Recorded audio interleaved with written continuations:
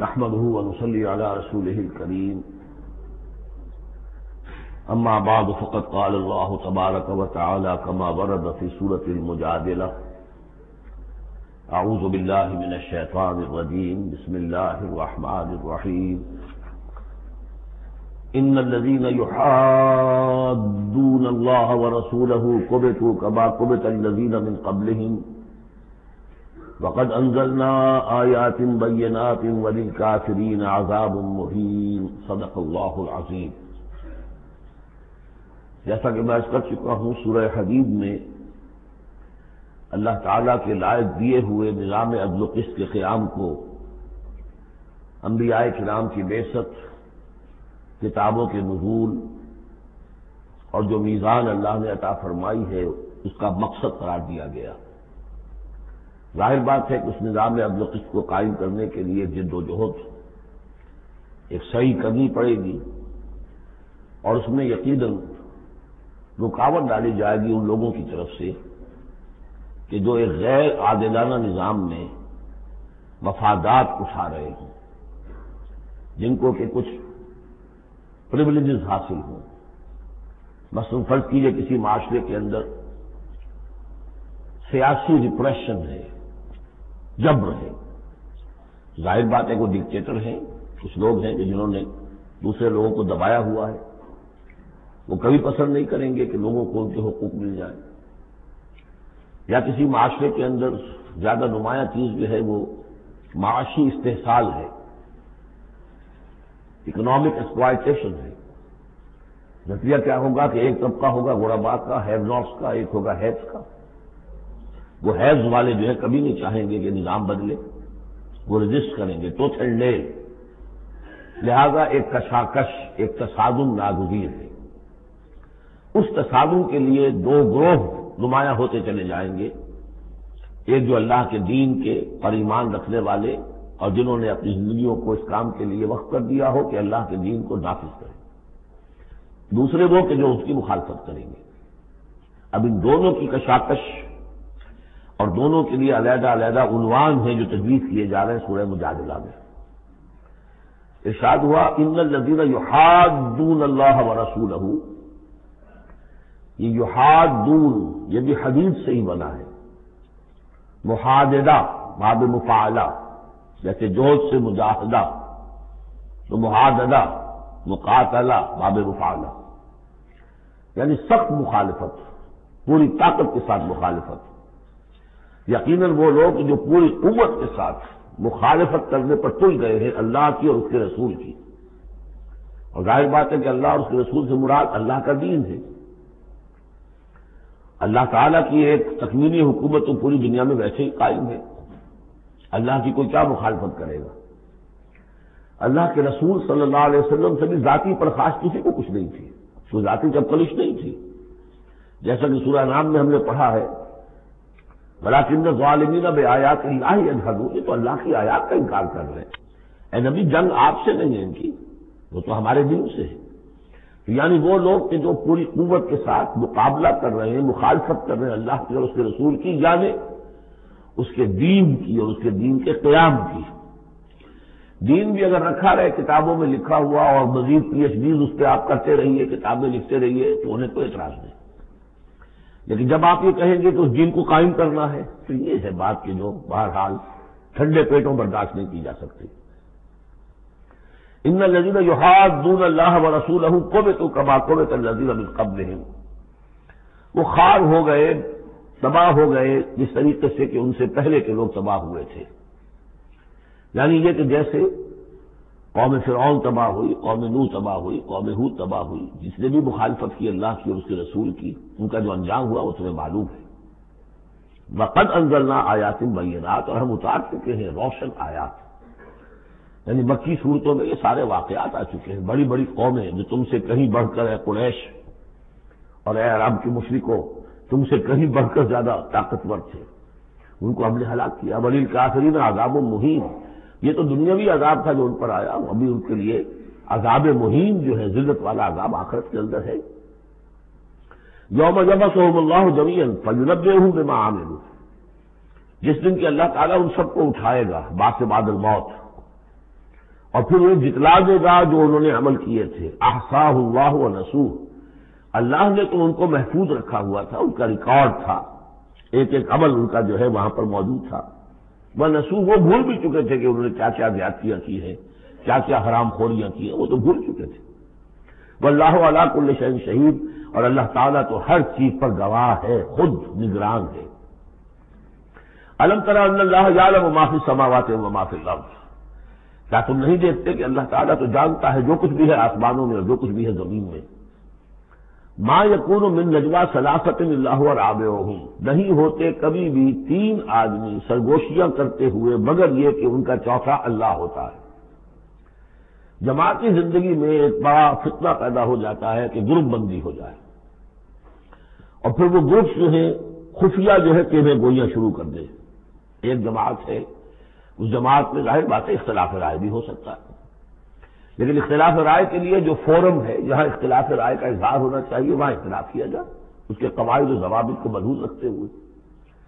اس کی بجائے پرورٹڈ ذہنیت جو ہوتی ہے، تخریبی ذہنیت ہوتی ہے، وہ یہ ہے کہ اپنی ایک علیحدہ سے لابی بنا کر اور اپنے ہی مشورے کر رہے ہیں، گفتگویں کر رہے ہیں، تاکہ اپنے خیال میں تو اور پختہ سے پختہ ہوتے چلے جائیں. اگر عام ڈائیلاگ ہو تو اس میں تو پورا موقع ہوتا ہے کہ آج آپ کو کوئی خیال آیا ہے لیکن کل آپ کو اس کی غلطی آپ پر واضح ہو جائے، اور جو دوسرا خیال ہے آپ اس کے قائل ہو جائے کہ نہیں وہ بات واقعی میری سمجھ میں نہیں آئی تھی، اب سمجھ میں آ گئی ہے. لیکن اگر اس کی بجائے اوپن ڈائیلاگ کی بجائے اگر یہ خفیہ سرگوشیاں شروع ہو جائیں تو یہ گویا کہ پھر اس جماعت کے لیے یہ بہت بڑا سمجھیے کہ سم میں قاتل ہے، زہر ہے، مہلک زہر ہے. تو اس کا ذکر ہو رہا ہے. ما یکون من نجوی ثلاثۃ، جب کئی علیحدگی میں اور خفیہ مشورے کرتے ہیں تین افراد، الا هو رابعہم، اللہ تعالیٰ ان کے ساتھ موجود ہوتا ہے چوتھا. ولا خمسۃ الا هو سادسہم، نہیں ہوتے کوئی پانچ مگر یہ کہ ہوتا ہے اللہ چھٹا. ولا ادنیٰ من ذلک، ادنیٰ کیا ہوگا، دو ہوں گے ثلاثہ سے نیچے تو ان کے ساتھ تیسرا اللہ ہے. ولا اکثر، اس سے زائد ہو تب بھی اگر وہ خفیہ میٹنگز ہو رہی ہیں اور خفیہ سرگوشیاں ہو رہی ہیں تو اللہ تو ان کے ساتھ ہے. وہ معہم اینما کانوا، یہ وہی الفاظ آ گئے جو سورہ حدید میں بھی آئے تھے. وہ معکم اینما کنتم، الا هو معہم اینما کانوا، وہ تو موجود ہوتا ہے ان کے ساتھ جہاں کہیں بھی ہوں. ثم ینبئہم بما عملوا، پھر ان کو بتا دے گا، جتلا دے گا جو کچھ کہ انہوں نے عمل کیا تھا قیامت کے دن. ان اللہ بکل شیء علیم، یقینا اللہ ہر چیز کا علم رکھتا ہے. الم تر الی الذین نہوا عن النجوی، کیا تم نے دیکھا نہیں کہ وہ لوگ کہ جنہیں منع کیا گیا تھا نجوہ سے. یہ آیت جو ہے سورہ نساء میں آ چکی ہے، آیت نمبر 114. لا خیر فی کثیر من نجواہم، اب اس سے ثابت ہو گیا کہ یہ سورہ مجادلہ اس کے بعد نازل ہو رہی ہے، اس لیے کہ اس کے بارے میں اشارہ کیا جا رہا ہے کہ ان کو منع کیا گیا تھا نجوہ سے.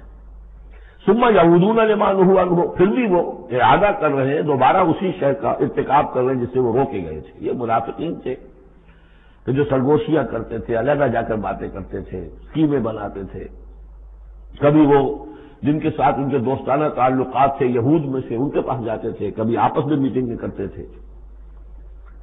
وَيَتَنَاجَوْنَ بِالْإِثْمِ وَالْعُدْوَانِ وَمَعْصِيَتِ الرَّسُولِ، اور وہ جو سرگوشیاں کرتے ہیں وہ گناہ کے بعد کی کرتے ہیں، زیادتیوں کی کرتے ہیں، اور رسول کی معصیت، رسول کی نافرمانی. یہ سورہ نساء جب ہم پڑھ رہے تھے تو میں نے آپ سے عرض کیا تھا، یاد ہوگا کہ منافقین پر بہت شاخ گزرتا تھا کہ ہم رسول کی اطاعت کریں، ہم اللہ کو مانیں گے، اللہ کی کتاب میں جو بات آ جائے گی اس پہ عمل کریں گے، لیکن یہ کیا ضروری ہے، یہ تو ہماری طرح کے ایک انسان ہے. پھر ہم سورہ قتال میں دیکھ چکے ہیں کہ انہوں نے خود ایک مہم جوئی شروع کر دی ہے. کیا ضرورت تھی یہ چھیڑ چھاڑیوں کی قریش کے ساتھ، کیوں جنگوں کا سلسلہ شروع کیا جس کے لیے کہ یہ مصیبت جو ہے بڑھتی چلی گئی. لہذا ان کے اوپر جو شاخ گزر رہا تھا وہ تھا رسول کی اطاعت، وہ معصیت الرسول، رسول کی نافرمانی. وَإِذَا جَاءُوكَ حَيَّوْكَ بِمَا لَمْ يُحَيِّكَ بِهِ اللَّهُ، اور جب وہ آپ کے پاس آتے ہیں تو آپ کو دعا وہ دیتے ہیں کہ جو اللہ نے آپ کو نہیں دی ہے. یہ ہم پڑھ چکے ہیں سورہ نساء ہی میں یہ مضمون آیا تھا. تحیہ، عربوں کے ہاں سب سے بڑی دعا یہ تھی کہ حیاک اللہ، حیاتی ہوئے، اللہ تعالیٰ تمہاری زندگی دراز کرے، طویل کرے، اچھی زندگی دے. تو اس طرح کی بات ہے. لیکن وہ جب آتے تھے اس کے بعد اسلام میں اب جو گریٹنگز ہیں وہ السلام علیکم. لیکن وہ جب آتے تھے تو السلام علیکم، السلام علیکم، سام کی معنی موت ہے، اے نبی آپ پر موت پڑے، اے مسلمانوں تم پر موت پڑے، لہذا فَإِذَا جَاءُوكَ حَيَّوْكَ بِمَا لَمْ يُحْيِكَ بِهِ اللَّهُ وَيَقُولُونَ فِي أَنفُسِهِمْ۔ اب دیکھیے یہ نفسیاتی بات ہے، دل ہی دل میں وہ کہتے تھے پھر لولا يعذبنا الله بما نقول، اللہ ہمیں عذاب کیوں نہیں دے رہا ہمارے اس کہنے پر؟ اس کا کیا مطلب ہے؟ یہ رسول نہیں ہے۔ اگر رسول ہوتے تو ہماری اس گستاخی پر فوراً ہماری زبانیں سے دیتا اللہ تعالیٰ۔ یہ ہے وہ چیز جس سے کہ ہم نے سورہ حدید میں دیکھا تھا کہ پھر وہ جو تھوڑی بہت پونجی ایمان کی ہوتی ہے وہ بھی برف کی طرح پگھلنی شروع ہو جاتی، زائل ہونی شروع ہو جاتی۔ ایک شرارت کی، السلام علیکم یا رسول اللہ کہا، پھر اس کے بعد ہمیں پکڑ تو کوئی نہیں ہوئی، اس کا مطلب یہ اللہ کے رسول نہیں ہے۔ اللہ کے رسول ہوتے تو اللہ اپنے رسول کی یہ توہین اور یہ استہزاء کا بھی برداشت نہ کرتا۔ حسبہم جہنم، ان کے لیے تو جہنم ہی کافی ہے، موضوع ہے، یصلونہا، اس میں وہ داخل ہوں گے، فبئس المصیر، اور بہت برا ٹھکانہ ہے۔ یا ایھا الذین آمنوا اذا تناجیتم، اے اہل ایمان جب تمہیں کوئی سرگوشی کرنی ہو، علیحدہ جا کر بات کرنی ہو، فلا تتناجوا بالاسم والعدوان ومعصیۃ الرسول، تو دیکھو کسی گناہ کے کام کے لیے کوئی مشورہ ہو رہا ہے، اسکیم بن رہی ہے، کہیں کسی پر زیادتی کرنے کے لیے کوئی مشورہ کر رہا ہے خفیہ، یا رسول کی مخالفت، رسول کے احکام کی نافرمانی کی، یہ تمہاری سرگوشی کا موضوع نہیں ہونا چاہیے۔ وَتَنَاجَوْا بِالْبِرِّ وَالتَّقْوَىٰ، ہاں علیحدہ جا کر کسی کو کوئی بات سمجھانی ہے تو نیکی کی تلقین کرو، بھلائی کی تلقین کرو، صدقہ و خیرات کی تلقین کرو۔ وَاتَّقُوا اللَّهَ الَّذِي إِلَيْهِ تُحْشَرُونَ، اور دیکھو اس اللہ سے ڈرتے رہو، اس کا تقویٰ اختیار کرو جس کی طرف سے تمہیں لازماً جمع کیا جائے گا۔ إِنَّمَا النَّجْوَىٰ مِنَ الشَّيْطَانِ، یہ نجوہ جو ہے یہ شیطانی عمل ہے، یہ شیطان کا کام ہے، یہ اس کی تحریک پر اور اسی کی طرف سے اس کے لیے تمہیں موٹیویشن ملتی ہے۔ لِيَحْزُنَ الَّذِينَ آمَنُوا، تاکہ اہل ایمان جو ہے وہ رنجیدہ ہو۔ ایک تو یہ کہ یہ ساری ان کی اسکیمیں جو ہوتی تھی وہ اسی لیے ہوتی تھی مسلمانوں کو نقصان پہنچائیں، ظاہر بات ہے کہ نقصان پہنچے گا وقتی اور عارضی طور پر، تو طبع بشری کی بنا پر کچھ نہ کچھ رنج اور افسوس تو ہوگا۔ اور ایک اس میں اور بات بھی نفسیاتی یہ ہے کہ فرض کیجئے کہ آپ نے دیکھا 3-4 آدمی ادھر خسر پسر کر رہے ہیں، تو خواہ آپ کو خیال ہوتا ہے کہ یہ میرے بارے میں کوئی بات کر رہے ہیں، اور اس سے کہ آپ کی طبیعت پر ایک الٹا اثر ہوتا ہے۔ کبھی کبھی خاص طور ایسا بھی ہوتا ہے کہ آپ کی طرف کسی نے دیکھ بھی لیا مسکرا کے، اور یہ در حقیقت انہیں ستانے کے لیے، چڑھانے کے لیے۔ لِيَحْزُنَ الَّذِينَ آمَنُوا، تاکہ اہل ایمان جو ہے وہ حزن سے دو چار ہو، دلگیر ہو، دل گرفتہ ہو۔ وَلَيْسَ بِضَارِّهِمْ شَيْئًا، حالانکہ یہ شیطان کوئی ضرر نہیں پہنچا سکتا انہیں کچھ بھی، إِلَّا بِإِذْنِ اللَّهِ، مگر اللہ کے اذن سے۔ اللہ کی طرف سے کوئی آزمائش آنی ہے تو آئے گی، کوئی روک نہیں سکتا، لیکن شیطان اپنے ارادے سے، اپنے اختیار سے کوئی ضرر نہیں پہنچا سکتا۔ وَعَلَى اللَّهِ فَلْيَتَوَكَّلِ الْمُؤْمِنُونَ، اور اہل ایمان کو توکل کرنا چاہیے صرف اللہ پر۔ اہل ایمان کا توکل اور بھروسہ، یہ کچھ نہیں ہوگا ان کے لیے، تم اپنا فرض ادا کرو، اللہ تعالیٰ تمہارے ساتھ ہے۔ یا ایھا الذین آمنوا اذا قیل لکم تفصحوا فی المجالس فافصحوا یفصح اللہ لکم، یہ بھی ان منافقین کا طرز عمل تھا کہ مجالس میں جب حضور کی عام مجلس ہے تو اس میں 3-4 آدمی ذرا قریب ہو کر ایک گچھا سا بن کر بیٹھے ہوئے ہیں، اور جو بات ہو رہی ہے حضور فرمائے ساتھ ساتھ وہ فقرے بھی چست کرتے جا رہے ہیں۔ پھر یہ کہ وہ علیحدہ بیٹھتے تھے کہ ہمارے فقرے بھی سچے مسلمان نہ سن لیتے، تب تو پکڑ ہو جائے گی ہماری۔ تو گویا کہ گچھا سا بن کر وہ بیٹھے ہوئے ہیں، بہت قریب قریب ہو کر، اپنا ایک علیحدہ سالکہ بنا کر۔ تو اس کے لیے اگر ان سے کہا جائے کھل کر بیٹھو، اس طریقے سے یہ جگہ جگہ پر علیحدہ گروپ بنا کر نہ بیٹھو، کھل کر بیٹھو، معلوم کہ ایک اجلاس ہے، ایک اجتماع ہو رہا ہے۔ فافصحوا، تو تم کھل کے بیٹھا کرو، اللہ تعالیٰ تمہارے لیے کشادگی پیدا کر دے گا۔ بڑی عمدہ انداز ہے نصیحت کا۔ وَإِذَا قِيلَ انشُزُوا فَانشُزُوا يَرْفَعِ اللَّهُ الَّذِينَ آمَنُوا مِنكُمْ، اور جب کہا جائے تو اٹھ کھڑے ہو تو چلے جایا کرو، اٹھ جایا کرو۔ یہ بھی ہوتا تھا کہ ایک میٹنگ ہے، مشورہ ہے، گفتگو ہوئی ہے، کوئی مسئلہ طے ہو گیا ہے، اب ہمیں اقدام کرنا ہے، یہ فیصلہ کرنا ہے۔ اب یہ کہ جب مجلس برخاست ہوئی وہ بیٹھے ہوئے وہیں پر کچھ ایک گروپ بنا کر اب اس کے اوپر تبصرے ہو رہے ہیں، یہ بھی در حقیقت بحیثیت مجموعی جماعت کے اندر ایک سوء ظن کی فکرہ پیدا کرنے والی شے ہے۔ اب جب اجتماع تھا، بیٹھے تھے، اجتماع ختم ہو گیا، آپ جائیے. جب کہا جائے کہ اٹھ جاؤ تو اٹھ جایا کرو، اٹھ کھڑے ہوا کرو. یرفع اللہ الذین آمنوا منکم، اللہ تعالیٰ تم میں سے جو واقعی اہل ایمان ہے ان کے درجات بلند کرے گا. والذین اوتوا العلم درجات، اور جن کو اللہ تعالیٰ نے علم دیا ہے، حقیقی علم دیا ہے، ان کے درجات بلند کرے گا. واللہ بما تعملون خبیر، اور اللہ تعالیٰ جو کچھ تم کر رہے ہو اس سے باخبر ہے. یا ایھا الذین آمنوا اذا ناجیتم الرسول فقدموا بین یدی نجواکم صدقہ. اہل ایمان جب تم رسول سے کوئی تنہائی میں بات کرنا چاہو تو ذرا اپنی اس علیحدگی کی بات سے پہلے کچھ صدقہ دیا کرو.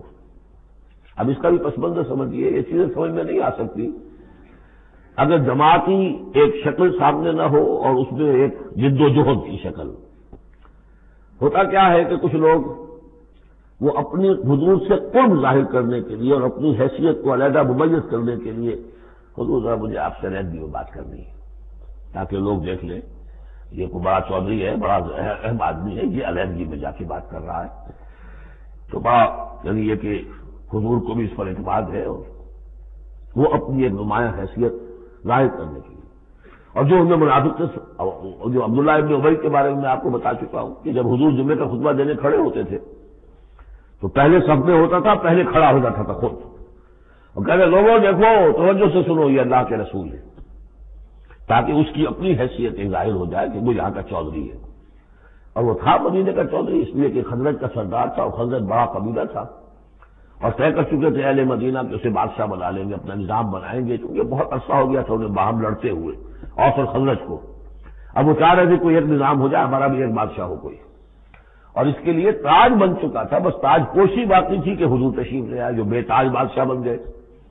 اب اس کے جو بادشاہی کے خواب سے سارے کے سارے جو ہیں وہ ختم ہو گئے، لہذا اس کے اندر دشمنی اول روز سے تھی. تو وہ بھی اپنی حیثیت کو ظاہر کرنے کے لیے کھڑے ہو کر کہتا تھا. اسی طرح یہ کہ اذا ناجیتم الرسول، تو اب آپ نے چونکہ مال سے جو ہے محبت بہت تھی، حضور نے کہا کہ پہلے کو صدقہ دے کر پھر ذرا آ کے حضور سے بات کیا کرو. ٹیکس لگا دیا اللہ تعالیٰ نے حضور سے علیحدہ گفتگو کا. اب وہ تو اس سے پہلوتی کر گئے، اور تھا صرف یہی بتانا تھا کہ یہ لوگ جو بہت ان کو مال سے اتنی محبت ہے کہ کوئی صدقہ دے کر اور پھر حضور سے علیحدہ گفتگو کرنے کے لیے کوئی آمادہ نہیں ہوا ان میں سے.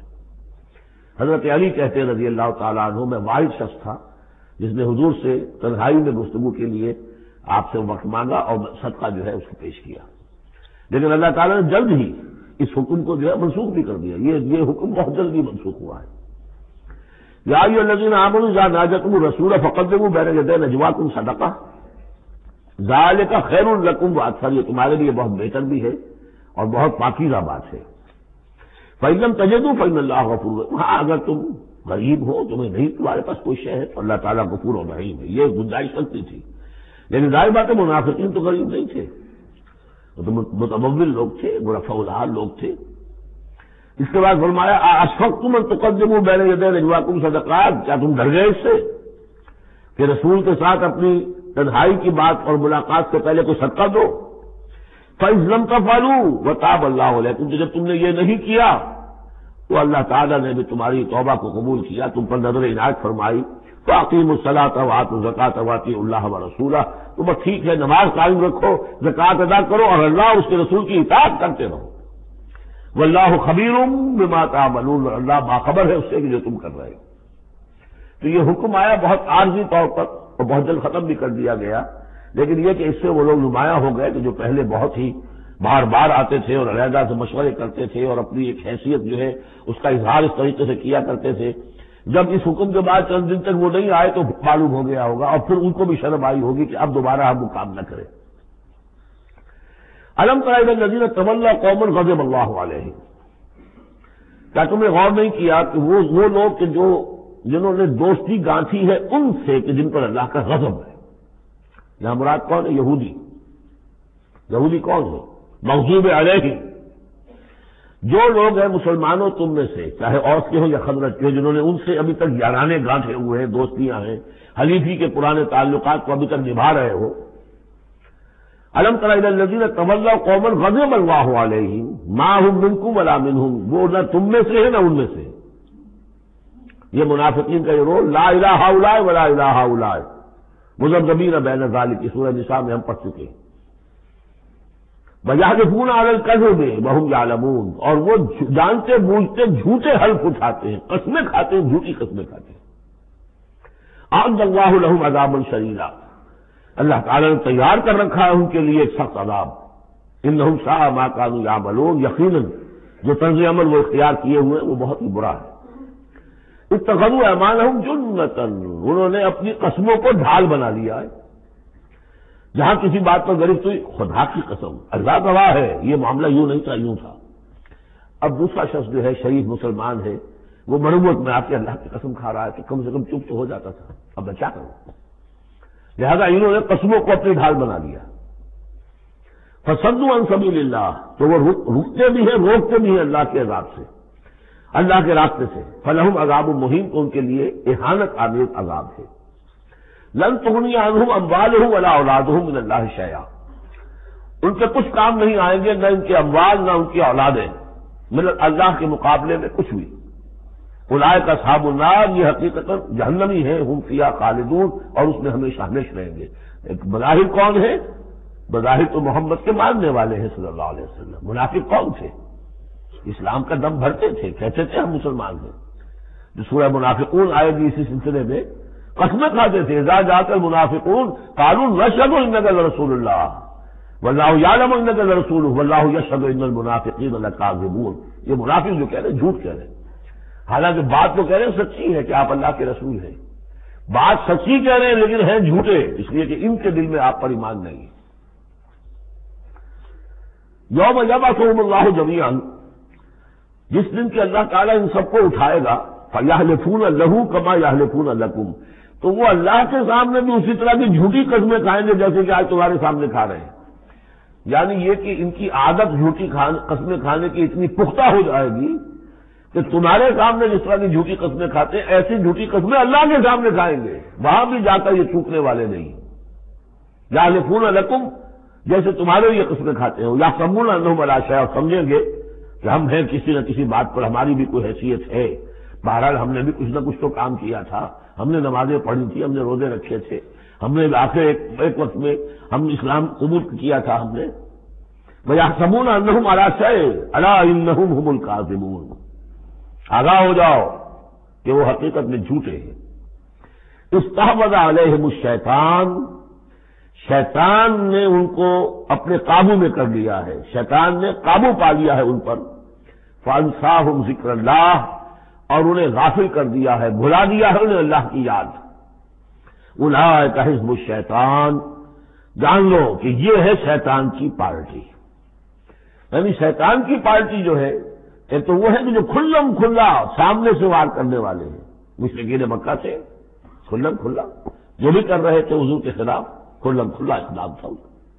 انہوں نے اپنی گردنیں کٹوائیں اپنے باطل معبودوں کے لیے، اپنے دین کے لیے، اپنے جو بھی ان کے توہمات تھے ان کے لیے. ایک یہ تھے یہودی، اور تیسرے تھے جو مسلمانوں کے اندر یہ ففتھ کالمسٹ عنصر جو تھا کہ جو منافقین پر مشتمل تھا. ان کا اور معاملہ کھل کر آئے گا مزید اگلی صورت میں سورہ حشر میں. یہ وہ لوگ ہیں جو مسلمانوں کے اندر ہوتے ہوئے حزب الشیطان کے اصل میں رکن تھے. اولئک حزب الشیطان الا ان حزب الشیطان هم الخاسرون، آگاہ ہو جاؤ کہ یہ شیطان کی پارٹی والے جو ہیں حقیقت میں یہی ہوں گے خسارے میں، یہی رہیں گے گھاٹے میں، یہی ہوں گے تباہ و برباد. اب یہ سائملٹینیس کنٹراسٹ ہے. جب حزب الشیطان کی یہ کارروائیاں اور ان کے یہ مختلف علامتیں بیان کر دی گئی تو حزب اللہ کا ذکر ہو رہا ہے. ان الذین یحادون اللہ ورسولہ اولئک فی ورسولہ اولئک فی الاذلین، ابھی انہی کا ذکر جاری ہے.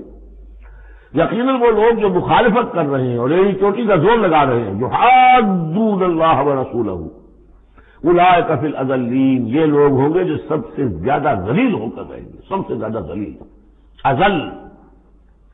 اور سمجھ لیجئے کہ یہی بات سورہ نساء میں ہے، ان المنافقین فی الدرک الاسفل من النار.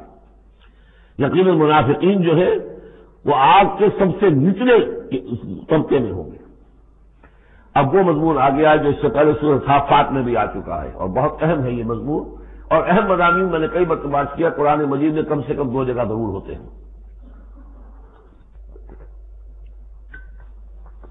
کتب اللہ لأغلبن انا ورسلی، اللہ نے طے کر دیا ہے، لکھ دیا ہے، میں لازماً میں اور میرے رسول غالب آئیں گے۔ سورہ صافات میں ہم پڑھ چکے ہیں، وَلَقَدْ سَبَقَتْ كَلِمَتُنَا لِعِبَادِنَا الْمُرْسَلِينَ إِنَّهُمْ لَهُمُ الْمَنْصُورُونَ وَإِنَّ جُنْدَنَا لَهُمُ الْغَالِبُونَ۔ یہ بات تو ہماری طرف سے پہلے ہی سے طے شدہ ہے کہ جنہیں بھی ہم رسول بنا کر بھیجیں گے ان کے بارے میں ہمارا یہ قانون ہے، اٹل ہے۔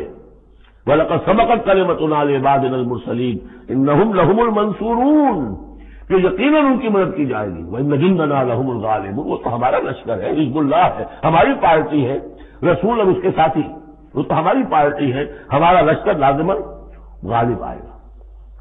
یہاں بھی فرمایا ان الذین یحادون اللہ ورسولہ اولئک فی الاذلین، وہ تو نہایت ذلیل ہوں گے۔ کتب اللہ لأغلبن انا ورسلی، اللہ نے لکھ دیا کہ میں اور میرے رسول غالب آ کر رہیں گے۔ ان اللہ قوی عزیز، بے شک اللہ تعالیٰ زبردست ہے، زور آور ہے۔ اب اس میں جو لٹمس ٹیسٹ آ رہا ہے حزب اللہ میں ہے کون، اس میں جو سب سے بڑی بات ہے وہ یہ کہ اپنے سابقہ رشتوں کو، چاہے وہ باپ ہو، بیٹا ہو، بھائی ہو، حلیف ہو، دوست ہو، اگر وہ ایمان نہیں لایا اور آپ کے ایمان کی تلوار نے آپ کے اور اس کے درمیان کے رشتے کو کاٹ دیا، تب تو آپ حزب اللہ میں ہیں، اور اگر وہ رشتہ جو ہے لگا رہا آپ کے ساتھ تو آپ حزب اللہ میں نہیں ہیں۔ لٹمس ٹیسٹ یہ یکسو ہوگا۔ لا تجد قوما یؤمنون باللہ والیوم الآخر یوادون من حاد اللہ ورسولہ، تم نہیں پاؤ گے ان لوگوں کو جو حقیقتاً ایمان رکھتے ہو اللہ پر اور یوم آخر پر کہ وہ محبت کر رہے ہیں ان سے جو مخالفت کرتے ہیں اللہ کی اور اس کے رسول کی۔ سیدھی سی بات، ایک وہ کفار ہیں جو انرٹ ہوں، پیسو ہوں، آپ کے خلاف کوئی اقدام نہ کر رہے ہو، اسلام کے خلاف ان کا معاملہ علیحدہ ہو جائے گا، یہ سورہ ممتحنہ میں آئے گا۔ لیکن وہ لوگ جو ایکٹیو ہیں، ریزسٹ کر رہے ہیں، اسلام کے خلاف جدوجہد کر رہے ہیں، اگر ان کے ساتھ بھی کوئی دوستی کا رشتہ ہے تو پھر حزب اللہ سے آپ خارج ہو گئے۔ لا تجد قوما یؤمنون باللہ والیوم الآخر یوادون من حاد اللہ ورسولہ، نہیں پاؤ گے تم کسی بھی شخص کو جو ایمان رکھتا ہو اللہ پر اور یوم آخر پر کہ وہ محبت کی پیگیں بڑھا رہا ہو ان سے کہ جن کی مخالفت ہے اللہ سے اور اس کے رسول سے۔ وَلَوْ كَانُوا آبَاءَهُمْ، خواب ان کے باپ ہوں، او ابناءہم یا ان کے بیٹے ہوں، او اخوانہم یا ان کے بھائی ہوں، او عشیرتہم یا ان کے رشتے دار ہوں۔ اب وہی نوٹ کر لیجیے آیت سورہ توبہ کی آیت نمبر 24، قل ان کان آباؤکم وابناؤکم واخوانکم وازواجکم وعشیرتکم واموال اقترفتموها وتجارۃ تخشون کسادها ومساکن ترضونها احب الیکم من اللہ ورسولہ وجہاد فی سبیلہ۔ اللہ کی محبت کے تو آپ بڑے دعوے کر سکتے ہیں، رسول کی محبت کے، رسول کے عشق کے بڑے بڑے دعوے کر سکتے ہیں، لمبے لمبے جلوس نکال سکتے ہیں، بڑی بڑی محفلیں بیعت منعقد کر سکتے ہیں، نعتوں کے اندر زمین آسمان کے کلامیں ملا سکتے ہیں۔ اصل میں جو ٹیسٹ ہوگا کہ واقعتاً اللہ سے اور اس کے رسول سے محبت ہے یا نہیں ہے تو جہاد فی سبیلہ سے ہوگا، وہ تو ٹھوس ہے۔ تو اگر وہ 8 چیزوں کی محبت ان 3 چیزوں کی محبت سے بڑھ گئی، فتربصوا، تو جاؤ انتظار کرو، حتی یاتی اللہ بامرہ، یہاں تک کہ اللہ اپنا فیصلہ سنا دے۔ واللہ لا یہدی القوم الفاسقین، اللہ ایسے ناہنجاروں کو ہدایت نہیں دیتا۔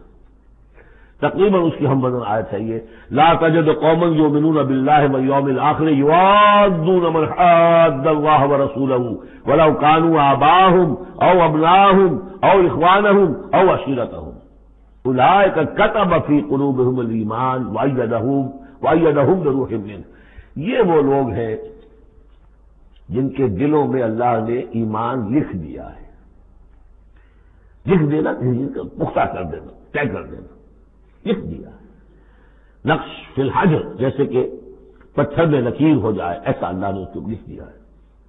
وَأَيَّدَهُمْ بِرُوحٍ مِّنْهُ، اور پھر ان کی مدد کی ہے اللہ تعالیٰ نے اپنی طرف سے، اپنے غیب کے فیض سے، روح سے۔ اب یہ روح فرشتہ بھی ہو سکتا ہے یا اللہ تعالیٰ کی طرف سے الہام بھی ہو سکتا ہے۔ تو جو بھی اللہ کی طرف سے جو غیر مرئی جو بھی مدد آتی ہے وہ سب وہ ہے۔ وَيُدْخِلُهُمْ جَنَّاتٍ تَجْرِي مِن تَحْتِهَا الْأَنْهَارُ خَالِدِينَ فِيهَا، اور وہ داخل کرے گا انہیں ان باغات میں جن کے دامن میں ندیاں بہتی ہوں گی اور جس میں وہ ہمیشہ ہمیشہ رہیں گے۔ رضی اللہ عنہم ورضوا عنہ، وہ اللہ سے راضی ہو جائیں گے اور اللہ ان سے راضی ہو جائے گا، یا یوں کہیے کہ وہ اللہ سے راضی ہو چکے اور اللہ ان سے راضی ہو چکا۔